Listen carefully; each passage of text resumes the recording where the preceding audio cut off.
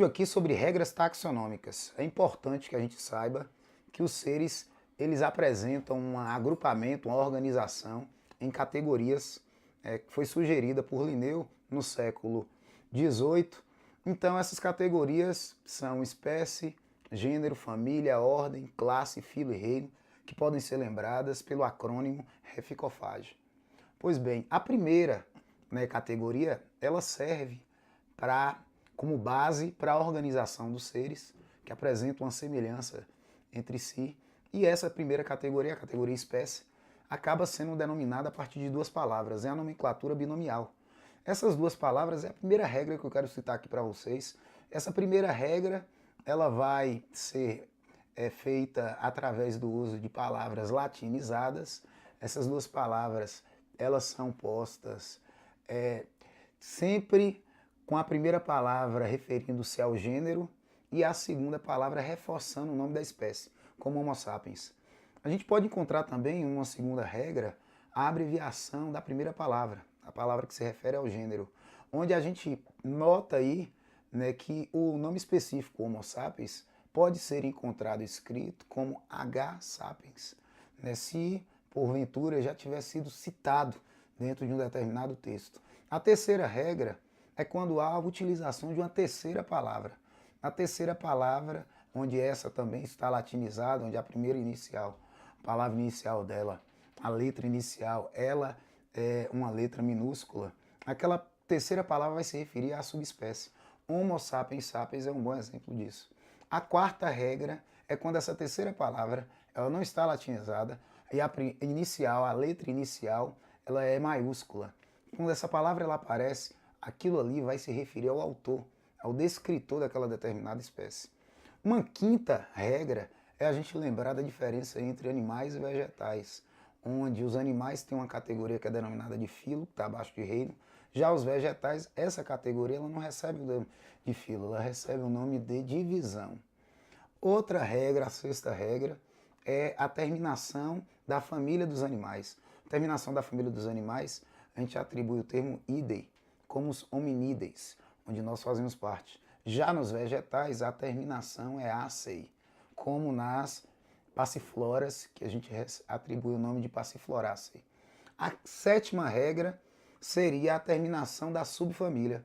No caso dos animais, é inei, onde a gente percebe aí homininei para os humanos, e para os vegetais seria idei, idei como faridei para algumas gramíneas. A oitava regra é a utilização da terminação ini, que a gente verifica atribuído à categoria tribo que se encontra entre a subfamília e o gênero. A nossa mesma é denominada de hominini, com a terminação ini, então caracterizando aí a tribo.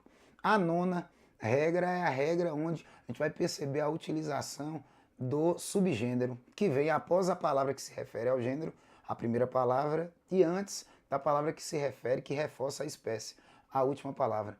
Um exemplo bom é o Aedes aegypti ter inserido aí o subgênero entre Aedes e aegypti, que seria estegomia, vem sempre entre parênteses.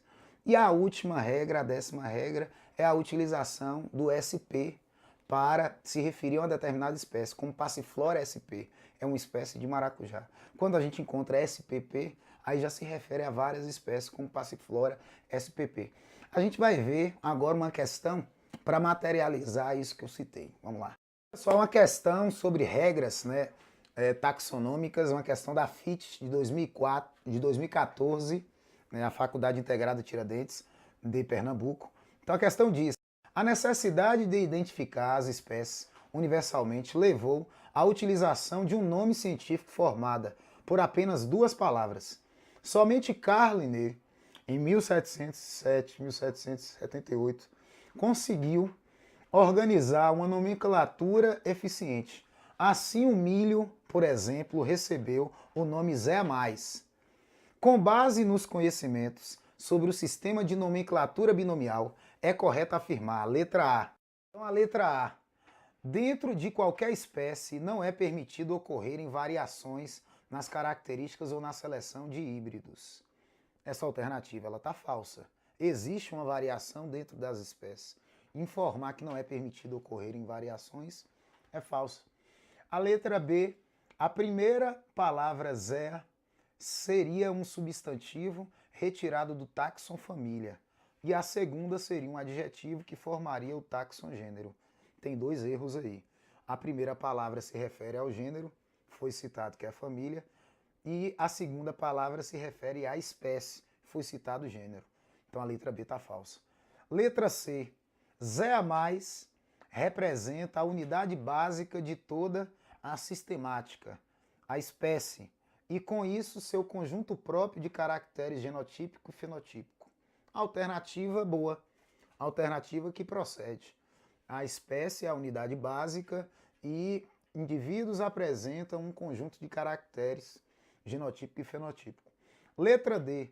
Como regra para a nomenclatura, o nome científico da espécie nunca deve vir acompanhado do nome abreviado do autor que a descreveu. O autor que a descreveu pode aparecer ao fim do nome da espécie, sim.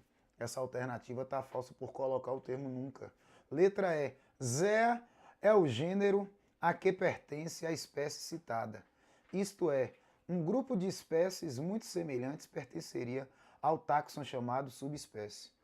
Está falsa. Um grupo de espécies muito semelhantes pertenceria a um táxon chamado de gênero. Gênero a grupo espécie. É isso aí então, portanto. Valeu, irmãos. Um abraço.